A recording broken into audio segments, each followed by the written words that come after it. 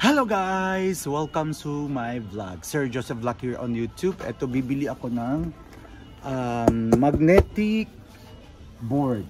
Para dito ko ilalagay yung mga picture ng aking mga trabahante. Murang-mura siya, 528 yen lang siya. So, nandito tayo ngayon sa recycle shop. Kapag nandito kayo sa Japan, kailangan makahanap kayo ng recycle shop kasi nandito yung mga branded na mga gamit at murang-mura. O katulad nito, may telescope.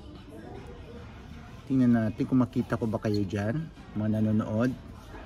Hulaan nyo kung makano tong telescope na to. Makano ang ano to. 50 yen lang mga guys, 50 yen. O 25 pesos. Pero kung original to or bagong bibilin mo to, nasa mga 10,000 ito ha.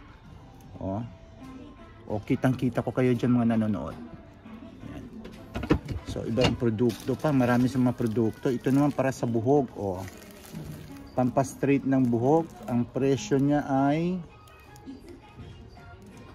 2,000 yen or 900 pesos. Okay? Ang daming mga ano dito guys. Mga gamit, mga branded. O dito pa mga anime. Yung mga hilig sa collections. No? Mga anime characters. Meron din. Okay, ipapasyal ko kayo. O dito naman guys, ang mga anong tawag dito? Mga hair blower. O tama nga, hair blower. Yan.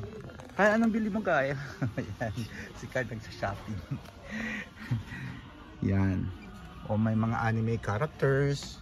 O ito 1,078 lang. O kilala nyo ba to? Pag-comment nga kung sino ba tong anime character na to. Ito ang ganda collection makano lang siya, 1,738 or 7,000 pesos. Yun. Dito ng mga pang exercise, ang paganda ng katawan. Yan. Tingnan natin kung ano pang mga gamit dito. Murang-mura guys 2,000 plus lang. Saan ba ito ginagamit guys? Ano ba to? Ano siya? Blender. 1,980 yen. Ito naman ay gumagawa ng pampagawa siya ng ng halo-halo. Mga rice cooker naman dito. Tingnan niyo mga rice cooker, murang-mura. Ito 3,780 yen, 5,480. Kulay pa lang, ganda na. Iba-ibang shapes guys ng ating mga rice cooker. Yan. Diba? Dito yan sa recycle shop. Kaysa magbili kayo sa mga sa mga bilihan ng mga brand new, dito na lang kayo sa recycle shop kasi good as new pa yan. Dito kasi sa Japan, may isang beses lang ginamit. Ito hindi pa ginamit siguro pang collection. Siguro to niregalo tapos binenta nila ulit. 4,980 lang. Pero kung bibili kayo ito sa mga malls, niya mga 20,000. So ito po ang recycle shop dito sa Japan. May mga bags. Okay, ito mga tent. May mga traveling bag o yung gustong mag-travel, makano to. Ang ganda ng kulay guys Traveling bag, 5,478 lang guys. Ayun. Yung mga naka-apply sa akin, kailangan nyo ng ganito. Ang problema nasa Pinas kayo di ba? Yan, dito mga figurines, mga to, authentic ito, mga collections, yung mga collector items. Murang-mura yan siya. Ito, anong gamit nito? Panggawa ng yata to, ng mga panggawa ng puto, pwede yan. Ito pa. Set na siya, diba? Makanong presyo nito? Mura lang. Ito, saan to ginagamit guys? Ito lagyan mo ng tea or coffee. Pwede ring soft drinks, pwede mainit, pwede malamig. Makano to? 275 yen lang. So mga more or less 110 pesos. Ito guys, alam nyo, maghanap tayo ng pera dito sa mga bag. Baka may pera. Calculator naman. Mga calculator, ang dami. Makano yan? 50. 50 yen lang? Oh, ang dami guys, oh. 150. 150 yen. Di ba? Oh, maganda yung bag niya. So dito guys, kasi sa Japan may mga ano sila, may mga bag sila na mga slightly used lang. Pero ang ginagawa ko kasi, binubuksan ko yung mga bulsa kasi may mga pera yan. Yan, tingnan natin kung may pera. So yan guys, dito to sa Isesaki City guys, no, malapit lang sa City Hall ang ating recycle shop. So iba-ibang mga produkto meron dito guys.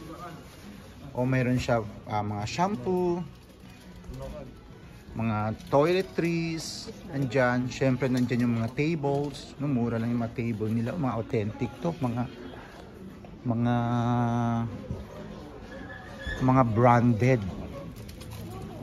branded ang kanilang mga product. Ito guys, oh, galing to sa ano, sa puno. 3,000 plus lang, ang ganda pang design, oh. Yan. Ito rin yung kama pang ospital. Pwede siya i-adjust. Yan, kapag gusto mo ng bending. O, ito naman mga Japanese pillows. Yun. 500 yen lang guys. O. Diba gaganda? Dito tayo sa mga washing machine. O, washing machine mayroon tayo 8,000 plus. Sa peso ito mga 4,000 pesos. Yan. Mga washing machine. Mga mumura lang guys. O. 13,800. Meron mga vacuum cleaner.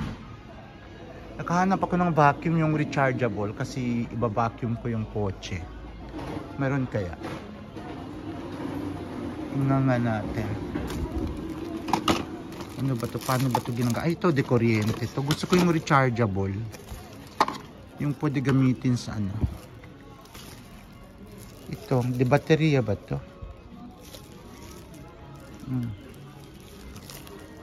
Siyempre may mga TV sila, no? Lahat ng mga gamit meron dito, oh. Meron ng mga malalaking refrigerator. Mga isang beses lang ginamit yan eh. Tapos binibenta na nila sa recycle shop sa murang halaga. Yun. So, di ba guys? So, kailangan wise kayo kapag kayo na, ang ganda ng chandelier, oh. Kapag nandito kayo sa Japan, huwag kayong bumili sa mga ano talaga, mga electrical stores. Punta kayo sa recycle shop. Kasi dito ang mga gamit, mga isang beses lang ginamit yan eh. Meron nga dito hindi pa ginamit. Kasi siyempre mayaman dito sa Japan. So yung iba, ayaw na ng maraming gamit sa bahay. Yun, binibenta na lang sa recycle shop. Oh, di ba guys? Ito, ang ganda ng ref na to. Hitachi. Tingnan natin sa loob. Oh, ganda, di ba? Dami siyang lagayan, guys. Oh. Doon dyan pa sa baba. Oh. Kapag mainit ang ulo mo, pwede ka pumasok dyan sa loob. Sa sobrang laki. Di ba, guys? Meron silang mga DVD, mga aparador. O yun, mga shelves, oh. Iba't ibang klaseng ano, first class na kahoy ang gamit dito sa kanilang mga shelves and aparadors. Pero parang crush ko to kapag gagawa ako ng bahay sa Pinas. Oh, ano siya, dresser. Oh, ang ganda. 12,800 yen.